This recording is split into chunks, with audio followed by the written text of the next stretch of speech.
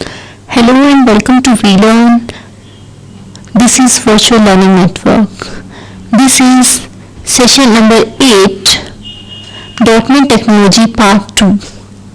Now we will discuss about validation control. As we have already studied about the controls, we have talked about the validation control. हमने उनमें से कुछ validation control के बारे में भी पढ़ा था. Suppose कीजिए मुझे एक फॉर्म फिल कराना है, जो मेरे पास फर्स्ट नेम है वो मैंडेटरी है फिल करने के लिए, और एक पर्सन उसको फिल नहीं करता है तो हमारे पास जो रिक्वायर्ड इंफॉर्मेशन है वो स्टोर नहीं हो पाती है. सो हम इसके ऊपर कुछ वैलिडेशन लगा देते हैं. वो वैलिडेशन क्या रिप्रेजेंट करता है कि डेट इज मोस्ट रिक्वायर्ड, वो हमारे पास बहुत ज़्यादा रिक्वायर्ड है. So in this particular session we will learn about the validation, data validation, and show that all data entered by a user falls within a acceptable parameter before proceeding with the program execution. For example, जो मैंने user ने डाला है वो appropriate होना चाहिए. हमने एक और एग्जांपल लिया था, वो मैंडेटरी होना चाहिए. For example if I talk about the phone number, मैं फोन नंबर की बात करती हूँ और मुझे यूजर से एंट्री इंटीजर की जगह कैरेक्टर में मिलती है, तो मेरे पास क्या होगा, जो मेरे पास पैरामीटर पास है वो अप्रोप्रिएट नहीं है, वो मेरे एग्जीक्यूशन को भी इफेक्ट करेंगे. Here is another example. If you might have a field where a user enter a zip code as a part of an address. Using validation, you could verify that field contain 5 and only 5 character.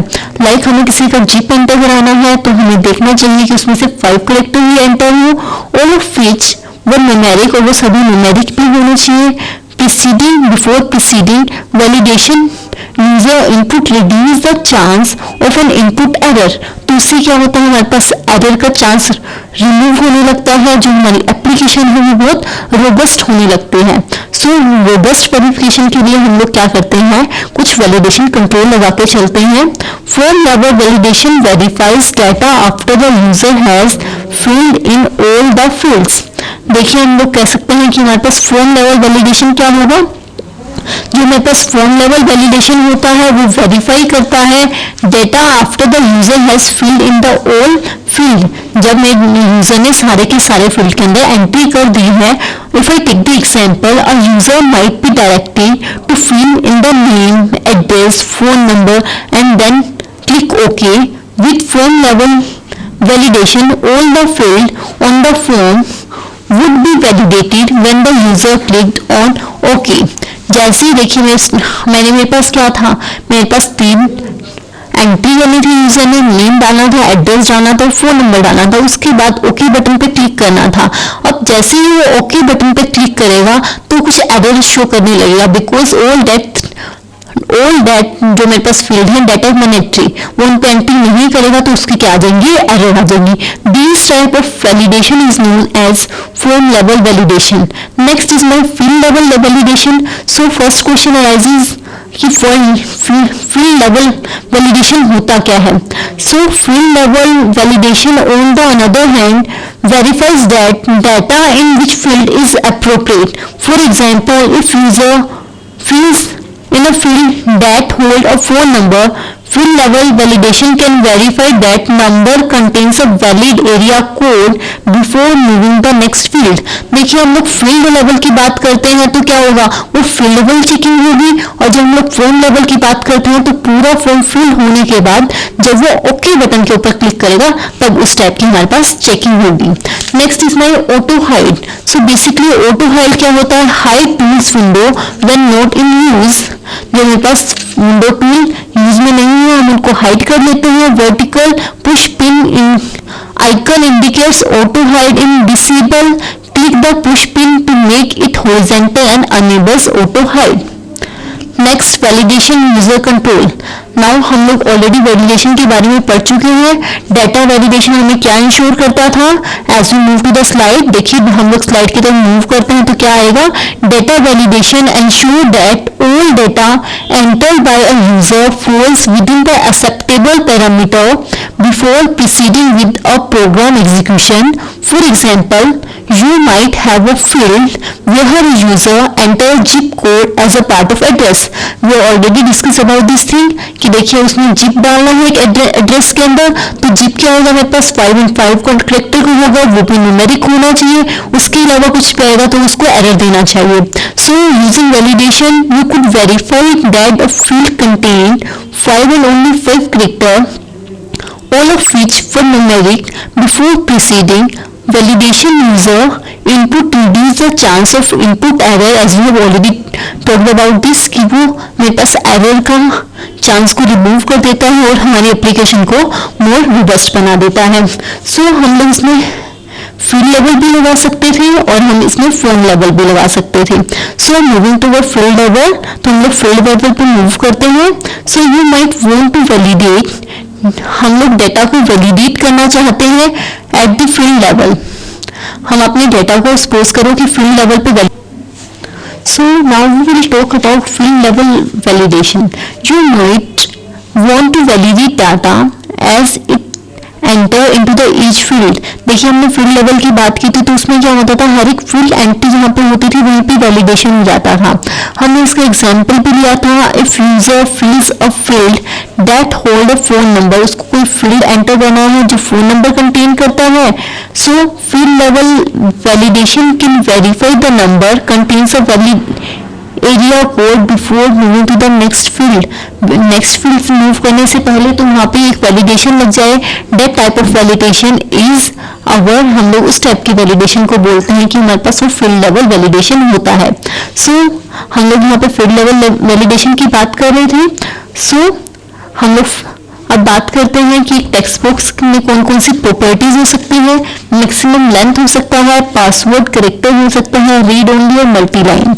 तो basically ये सब कुछ क्या है, हम इसमें कैसे work करते हैं, तो हम इसमें बात करते हैं. जैसे हम इसमें बात करेंगे तो इसमें क्या आएगा, देखिए setting the maximum length property. So the maximum length property limits the number of character. देखिए हम इसमें वैलिडेशन लगा सकते हैं मैक्सिमम लेंथ की. So the maximum length limits the number of character that can be enter into the text box. एक text box में हम लोग कितने नंबर्स को एंटर कर सकते हैं. If the user attempt to exit the number return by the max length, वो मैक्स लेंथ से ज्यादा नंबर को एंटर करने की कोशिश करेगा. So the text box will accept no further input and the system will beep to allow the user. और system क्या हमारे पास बीपिंग करने लग जाए या फिर कुछ हमें डिफरेंट टाइप की एरर दिखाने लग जाए, उस टाइप की जो हम लोग जो वैलिडेशन लगाते हैं that is max length validation होते हैं वो. This property is useful for the text box that always contain data of the same length such as zip code field. अब देखिए जिप कोड में हमारे पास हमेशा क्या होता है, 5 and only 5 करेक्टर आने चाहिए. मैं उससे ज्यादा के करेक्टर उसमें एंटर करना चाहूँ तो मुझे उसमें कुछ एरर आने लग जाए, एरर मैसेज आने लग जाए, मे बी स्टार बनाने लग जाए या फिर यूजर को अलर्ट करने के लिए कुछ बीपिंग होने लग जाए. उस टाइप के जो हमारे पास वो हमारे पास क्या होगा, max length validation. Next is using password char property. So the password char properties allows you to hide user input at the runtime. For example, if you set the password char property to an asterisk sign, the text box will display the asterisk for each character. देखिए जो हमारे पास password होता है जिसमें हमारे पास star star star बने आते हैं, तो हम जब भी हम उसको एग्जीक्यूट करेंगे तो हमें वो स्टार स्टार स्टार ही शो होंगे. Although the asterisk is a character most commonly used for password, you can choose a valid character. हम mostly यूज करते हैं asterisk को, उसके अलावा भी आप कुछ भी character इसमें डाल सकते हैं.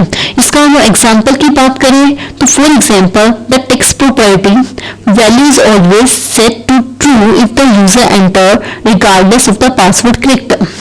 Next, setting the read only property. जो रीड ओनली प्रॉपर्टी है उसमें क्या होगा, ऑलरेडी हमने उसमें कुछ वैल्यू दे दी है और यूजर जो है उसमें चेंज नहीं कर सकता है. That is my text box की, हम इसको बोलेंगे वो टेक्स्ट बॉक्स की रीड ओनली प्रॉपर्टी होगी.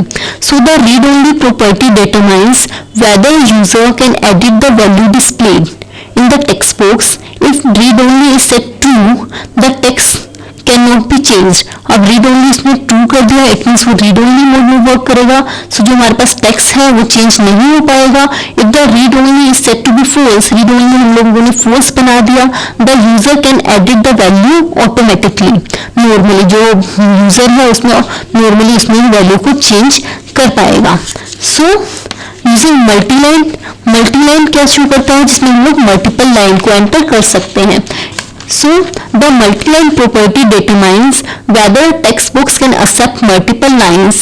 When set to true, जब हम इसको true बना देते हैं, the user can enter multiple line in the text box. तब तो user उसमें multiple line को enter कर सकता है. Is separated by a carriage return. The individual line are stored as an array of string in the text box. Line collection can be accessed by either their index. Next हम लोग बात करते हैं, moving to our next slide, हम लोग अपनी next slide की तरफ मूव करते हैं। Next is our using event in the field level validation. Basically ये क्या है? So field level keyboard events allows you to immediately validate user input. हम लोगों को इमीडिएटली यूजर की जो इनपुट है उसको वैलिडेट कर सकते हैं। So control that can receive keyboard input rise 3 keyboard event. क्या तो क्या हो सकता है? की डाउन हो सकती है, की अप हो सकती है, या की प्रेस हो सकती है। So the key down and the key up events are raised when a key is pressed and a key is released. कब होगा हमारे पास की डाउन और की अप? जब मेरे पास एक की प्रेस की जाएगी और जब हम उसको रिलीज कर देंगे। So the control that has the focus raises the event, then these events are raised. They package information about which key or combination of key are pressed or released in the instance of key event argument. A class that describes the key combination, a method that handles key down and key up event must include key event argument parameter in the signature. हम इसकी बात करते हैं तो हमारे पास इसमें क्या आएंगे हम इसको मूव करना चाहेंगे तो लाइक हमारे पास की इवेंट आर्गुमेंट प्रॉपर्टीज कौन कौन सी हो सकती है? प्रॉपर्टी डिस्क्रिप्शन हो सकती है, ओल्ड यूज कर सकते हैं, gets a value describing whether the old key is pressed. हम जैसे ओल्ड की प्रेस करेंगे तो हमारे पास एक वैल्यू डिस्क्राइब हो रही है या नहीं हो रही। हम कंट्रोल की बात करें तो क्या होगा? Gets the value describing whether the control key is pressed. Handled की बात करते हैं तो गेट्स और sets a value validating whether the event has handled. Key code लगा देते हैं हम प्रॉपर्टीज में जाके तो की कोड क्या करेगा? Returns a new value representing which key was pressed. वो बताएगा बेसिकली हमारे कौन सी की को प्रेस किया गया है। की डेटा की बात करें तो रिटर्न्स डेटा रिप्रेजेंटेशन, वो हमारे पास डेटा की रिप्रेजेंटेशन को रिटर्न करता है।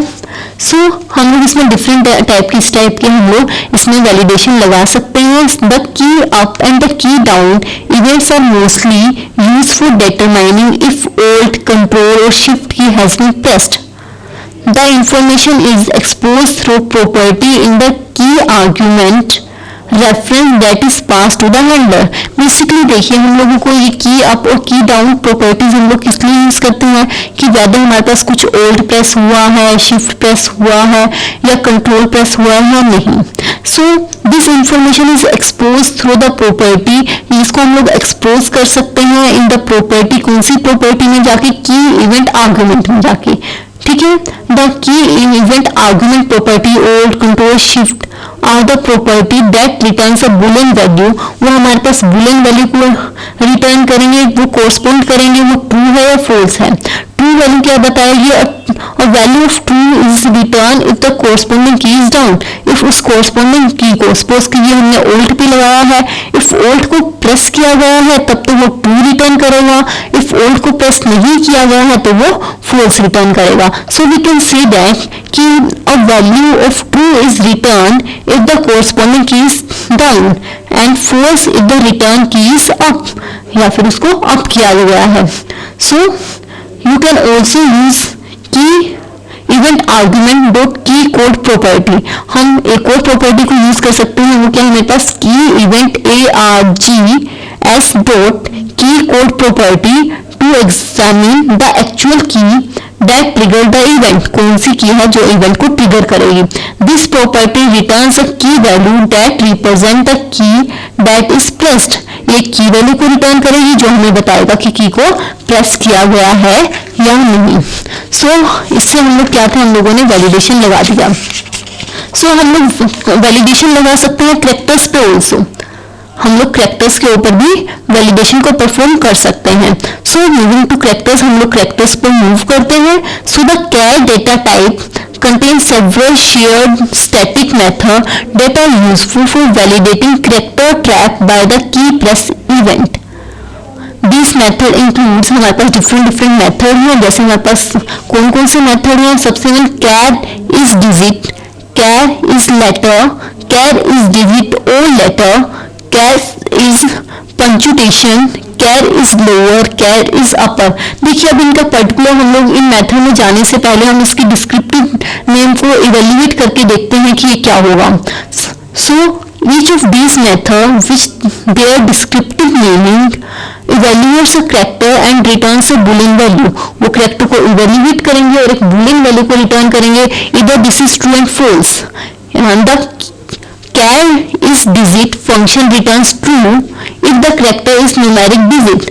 देखिए हमारे पास फर्स्ट फंक्शन क्या है, कैर इज डिजिट, तो हमारे पास ये ट्रू कब रिटर्न करेगा, if the character is numeric digit, वो कैरेक्टर मेरे पास पर्टिकुलर न्यूमेरिक डिजिट है तब तो ये ट्रू रिटर्न करेगा, अदरवाइज ये फॉल्स रिटर्न करेगा। मूविंग टू नेक्स्ट, हम लोग नेक्स्ट मूव करते हैं, हम लेते हैं char is lower. Char is lower function returns true, वो कब ट्रू रिटर्न करेगा, if the character is lower case letter, जो मेरे पास कैरेक्टर है वो लोअर केस लेटर होगा तब तो ये ट्रू रिटर्न करेगा, अदरवाइज ये फॉल्स रिटर्न करेगा। अनदर मेथड्स बिहेव सिमिलरली, बस ऐसे ही हमारे पास अनदर मेथड जो है यूज करी जाएंगे और वो पर्टिकुलर वर्क करेंगे। Next we will discuss about handling the focus. Basically what is that handling the focus, ये नेम हमें क्या सजेस्ट करता है, पर्टिकुलर क्या काम करता है। handling the focus, फोकस क्या होता है और इसको क्यों हैंडल करना पड़ता है, ये क्वेश्चन अराइज होता है। First we will do the definition of focus. Basically focus क्या होता है, focus is the ability of an object to receive user input through the mouse और कीबोर्ड। फोकस क्या है, एक एबिलिटी ही है एक ऑब्जेक्ट की जो रिसीव करेगा इनपुट फ्रॉम द कीबोर्ड, या तो कीबोर्ड से या फिर माउस से। Although you can have several control on your phone, हमारे पास अपने फोन के ऊपर बहुत सारे कंट्रोल होते हैं। Only one can have focus at a given time, एक टाइम के ऊपर हमारे पास एक ही फोकस होता है। The control that has the focus is always on the active form of the application. Every control implement the focus method. This method sets the focus to control that called it. The focus method returns a boolean value that indicates whether the control was successful in setting the focus. Disable or invisible control cannot receive the focus. जो मेरे पास disable होते हैं या invisible control है वो कभी focus को receive नहीं करते हैं। You can determine whether control can receive the focus by clicking the can focus property. अब हमें डिटरमाइन करना है कि जो कंट्रोल है वो रिसीव कर रहा है फोकस को या नहीं कर रहा, तो हमें इसको डिटरमाइन करना है, चेक करना है, तो हमें उसकी प्रॉपर्टीज कौन सी सेट करनी पड़ेंगी, that is can focus property which returns true if the control can receive the focus. वो ट्रू कब रिटर्न करेगा, जब मेरे पास जो कंट्रोल है वो फोकस रिटर्न करेगा तब तो वो ट्रू कर देगा, अदरवाइज वो फॉल्स को रिटर्न करेगा। Focus event occur in the flowing, जो मेरे पास फोकस इवेंट है वो फ्लोइंग मैनर में अकर हो सकते हैं। Enter, get focused, leave, validated and lost focus, ये है हमारे पास ये जो इवेंट अकर है ये इनका पर्टिकुलर वर्क होता है। When we talk about the enter and the leave event are raised when the focus receive a control and when the focus leaves a control. देखिए जैसे नेम ने सजेस्ट किया enter and leave, तो क्या होगा, वो फोकस करेगा when a focus receive a control. जब एक फोकस कंट्रोल को रिसीव करता है तब उसमें एंटर हो जाएगा, और when a focus leaves a control तो क्या होगा, लीव इवेंट होगा। जो नेम ने सजेस्ट किया वैसा पर्टिकुलर काम होगा। So got focus and lost focus are raised when a control first obtain the focus and when the focus first leave the focus. जब उस focus को control get करेगा तब तो got focus होगा, जब उसको leave करेगा तो lost focus होगा.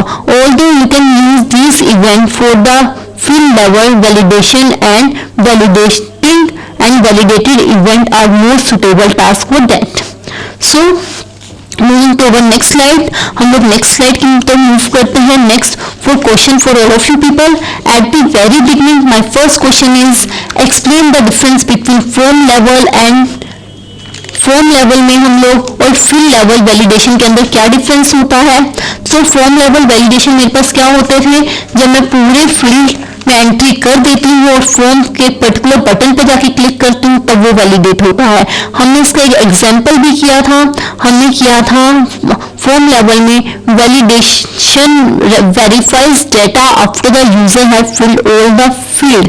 जब मेरे पास यूजर सारे के सारे फील्ड को एंटर कर देता है जब वैलिडेशन होता है. we have taken an example. For example, a user might to directed to fill name, address and telephone number. एक यूजर को नेम डालना है, एड्रेस डालना है, टेलीफोन नंबर डालना है, then click on OK. So with the form level validation में क्या होगा, all field on the form would be validated when the user click OK. वो वैलिडेट कभी नहीं जब मेरे पास यूजर OK को क्लिक करेगा. Field level validation on the other hand verifies the data in each field is appropriate. Here is an example. For example, if user fills in a field that hold a phone number, field level validation can verify that phone number contain a valid area code before moving to the next field. So next is write the step to implement form level validation. अब form level validation को हमने validate करने के हमारे पास कौन कौन से particular हमारे पास step हो सकते हैं, हमें इसमें वो write करने हैं. Now we will wind up our session here. After we will discuss in next classes. Till then, happy learning, we learning.